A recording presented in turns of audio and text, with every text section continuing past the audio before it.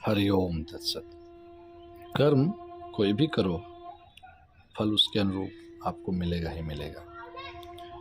सही बात है, लेकिन ध्यान देने वाली बात ये भी है कि आप मानव हैं, इंसान हैं। आपके अंदर बुद्धिमता, ज्ञान, अनुभव की शक्ति है। आप किसी भी कर्म के फल की चिंता किए बिना कर्म करने के बजाय कुछ विचार करें कि किस कर्म का क्या फल होगा। जिस कर्म का जो फल है वो तो होना ही है। और जब इस चीज़ की आपको अनुभूति हो जाए कि सुकर्म के, अच्छे कर्मों के अच्छे फल होते हैं, बुरे कर्मों के बुरे फल होते हैं, जब यह बोध हो जाए अच्छे और बुरे का, तो जितना संभव हो सके स्वविवेक का प्रयोग कर दिए। स्वविवेक का प्रयोग करके फिर कर्म को आप कीजिए, तो आपको फल सुकून वाला या दुख वाला जो भी मिलेगा, तब आप कहिएगा कि आपने अपनी बुद्धिमता से, अपने ज्ञान से अपने कर्म का फल प्राप्त किया। यदि आप गलत करके किसी प्रकार से बच जाते हैं और यह सोचते हैं कि मैंने गलत भी किया फिर भी मुझे अच्छा ही हुआ, बुरा नहीं हुआ, तो ये महज मूढ़ता है, ये बेवकूफ़ी है। क्योंकि ऐसा भी होता है कई बार कि मंजिल दिखती है लेकिन रास्ते नहीं दिखते हैं। और जब रास्ते में आप चलते हैं, आज तो कुछ देर तक अच्छे रास्ते मिल जाएंगे, लेकिन अगला पल, अगला क्षण या आने वाला कल उस मार्ग पर जिस पर आप बढ़ रहे हैं, दुर्गम और दुर्दांत चीज़ों का दर्शन करा देता है। और यह सत्य है। छल, प्रपंच, इस प्रकार के भाव एक दिन, 2 दिन, एक बार हो सकता है, कई बार, लेकिन बार बार नहीं। सत्य का रास्ता कठिन जरूर होगा।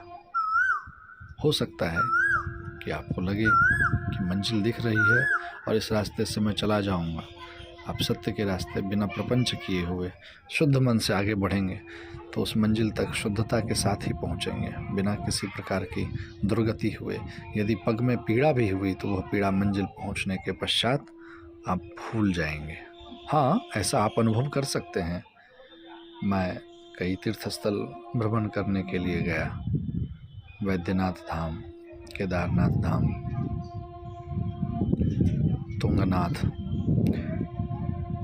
इन सब में मैंने अनुभव किया कि जिस कठिनाई से मैं उस शक्ति स्थल तक पहुंचा, उस पीसफुल स्थल तक पहुंचा, शांति, मन की सुकून पहुंचने के बाद अद्भुत अनुभूति, और उन सब ने रास्ते के, मार्ग के आने वाले समस्त कष्ट को, दुख को, दर्द को जैसे मिटा दिया। ऐसा महसूस हुआ मुझे। तो मेरा मानना है कि आपकी यदि सकारात्मकता के साथ ऐसे कदम बढ़ते हैं और सकारात्मक कार्य करते हैं तो आपको परिणाम भी सकारात्मक ही मिलेंगे। कुछ अच्छा करने के बावजूद अगर बुरा होता है तो अवश्य इस बात को समझें कि कहीं न कहीं आज की चूक या बीते हुए कल की चूक थी वो, जिसका परिणाम मुझे आज विपरीत प्राप्त हुआ।